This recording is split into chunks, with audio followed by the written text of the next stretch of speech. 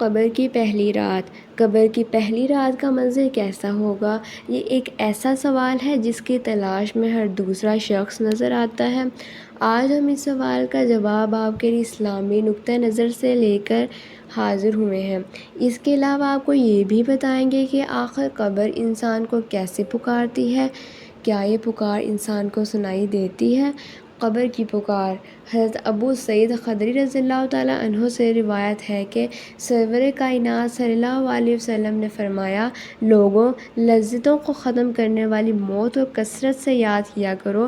قبر ہر دن اپنے مردوں سے خطاب کرتے ہوئے اعلان کرتی ہے، میں غربت اور تنہائی کا گھر ہوں، مٹی اور کیڑوں کا گھر ہوں۔ جب مومن کو دفن کیا جاتا ہے تو قبر اسے مرحبا کہتے ہوئے خوشخبری سناتی ہے کہ میں تیری پشت پر چلنے والوں میں تو بڑا محبوب تھا، آج میں تیری ہو گئی اور تو میری طرف آ گیا، تو اب میرے احسان کو دیکھ لے گا۔ یہ کہہ کر قبر تا حد نگاہ کشادہ ہو جاتی ہے اور جنت کا دروازہ اس کے لیے کھول دیا جاتا ہے، جہاں سے اس کو جنت کی تازہ ہوا آتی ہے۔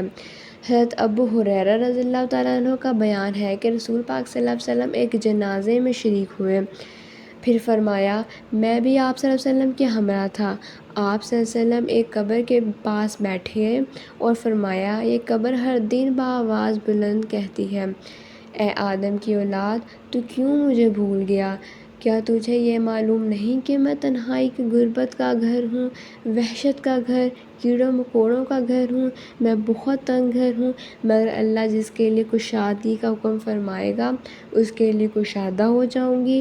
اس کے بعد آپ صلی اللہ علیہ وسلم نے فرمایا، اے قبر، تو یا تو جنت کا چمن ہے یا پھر آگ کا ایک تنور۔ حضرت ابو حجاج رضی اللہ تعالیٰ عنہ سے روایت ہے کہ رحمۃ اللہ علیہ آپ صلی اللہ علیہ وسلم نے فرمایا، مردہ جب قبر میں رکھا جاتا ہے تو قبر اس کو کہتی ہے، اے ابن آدم، تو ہلاک ہوا، تجھے کس چیز نے مجھ سے دھوکے میں رکھا؟ کیا تجھے معلوم نہ تھا کہ میں فتنہ تاریکی کی اور کیڑوں مکوڑوں کا گھر ہوں؟ تجھے کس چیز نے مجھ سے بہکا کر نڈر کر دیا، اور تو میری پشت پر خوب اکڑ کر چلتا تھا۔ اگر وہ مردہ نیک ہوتا ہے تو اس کی طرف سے قبر کو جواب دینے والا جواب دیتے ہیں، اے قبر، تو دیکھ تو صحیح اس کے اعمال کیسے ہیں، یہ اچھائی اختیار کرتا تھا اور برائی سے باز رہتا تھا۔ یہ سن کر قبر کہتی ہے، بے شک یہ نیک تھا، اب میں اس کے لیے سرسبز ہو جاتی ہوں۔ مردے کا جسم اس وقت منور ہو جاتا ہے اور اس کی روح اللہ تعالیٰ کی طرف بھیج دی جاتی ہے۔ حضرت عبداللہ بن عبید رضی اللہ تعالیٰ عنہ سے روایت ہے کہ رسول پاک صلی اللہ علیہ وسلم نے فرمایا، مردہ قبر میں بیٹھتا ہے اور ان لوگوں کے پیروں کی آواز بھی سنتا ہے جو اس کے جنازے کے ساتھ قبر تک گئے ہوں۔ مردے سے اس کی قبر کہتی ہے، اے ابن آدم، تیری ہلاکت ہو، تو نے میری تنگی، بدبو اور کیڑے مکوڑوں کا خوف نہیں کیا، اس لیے تو نے ان چیزوں سے بچنے کے لیے تیاری نہ کی۔